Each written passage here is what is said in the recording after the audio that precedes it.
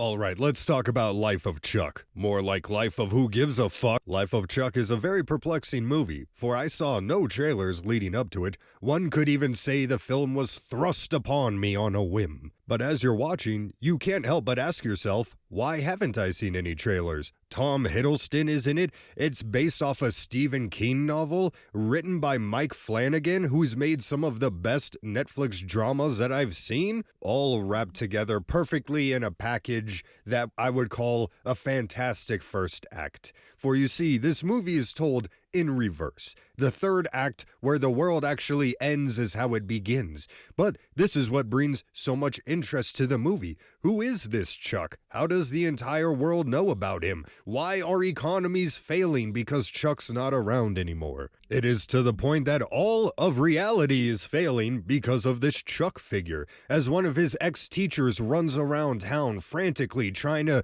reach his ex-wife and child before the imminent end comes. And this movie is just working so it's like three-body problem almost, where you just, what is this? How did Chuck become one with the earth to end the universe? Stars are starting to flicker out of light because Chuck is dying. His image is appearing on windows when the lights in town go out because of electricity failure. Folks, I cannot stress to you how piqued my interest was at this point. You had my attention. Now you have my interest. You might be asking yourself, after such a strong first act, how could the movie possibly answer these questions, these larger-than-life mysteries that we're left with? Well, folks, it does not, even a little bit. The movie, and in fact, that's Act 3. The end of the movie's done, and they go straight into Act 2, which this is the thing that makes me so upset about the Life of Chuck, is it was a big ol' fake out.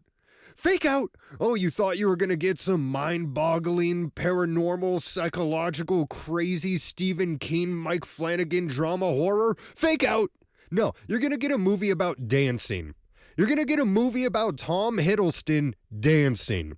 And I don't mean dancing here or there. Folks, you see, there's the first dance scene in this entire movie is a 15-minute performance. Tom Hiddleston is dancing with the entire town. People are jumping out of crowds, strangers, and they just have in-synced choreography because the beat is so good. Now, I'm not saying that dancing in a movie ruins it for me, but when you set the movie up as a completely different genre, and then you turn it into a dancing movie, it literally becomes two different. That first act could be its own independent film that is completely separate from the Life of Chuck, because it's also the shortest act. It's like 20 minutes at most. And then the rest of this 2-hour movie is Tom Hiddleston dancing, and then some surfer person like, hey man, why do you like dancing so much? And then he literally just looks up like, well, as he puts his finger on his chin, and then the thought bubble comes, and then you go into Act 1, which guess what? Anyone who's paying attention, what do you think Act 3 was about? Tom Hiddleston dancing. You know, this movie, if I was to say, it was just too much of the wrong things. Too much dancing. They introduce a narrator, you know, somebody who's like reading the Life of Chuck to you or whatever. The narrator got very annoying very quick. It'd be one thing if the narrator's here and there, but when the narrator is telling 15 plus minutes of story, like characters are silent because the narrator is literally doing dialogue between them. You know, something else that this movie just did way too much. You know, Mike Flanagan, I like his stuff, but you start to notice certain things with some of his properties. Mike Flanagan really likes them end movie speeches. He likes them so much, in fact, that every single character in this movie gets an end movie speech. And I don't mean at the end of the movie.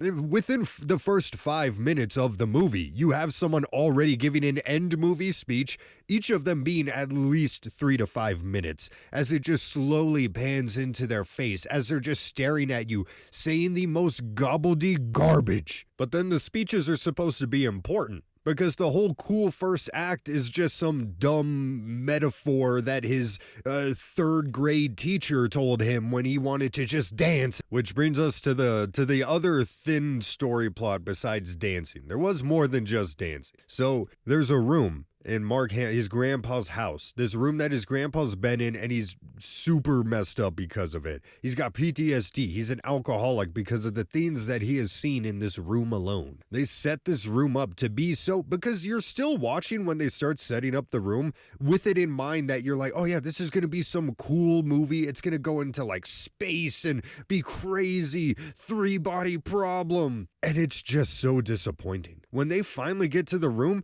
they present it as just an empty room. But then once you stand there for a little bit, it'll show you how you die. That's it. Like they show scenes of Mark Hamill clutching his chest, like the most shocked, scared look that you've ever seen, as he's having heart attacks because of the things that he sees. And he's like having a heart attack over the vision of him having a heart attack. And it's just dumb. It's so dumb.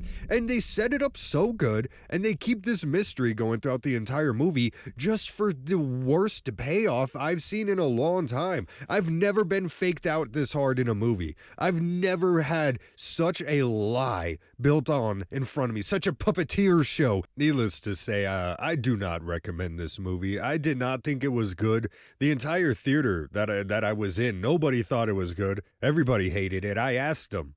And it wasn't any one thing that ruined the movie. It was the excess of everything that ruined the movie. Thanks for watching, guys.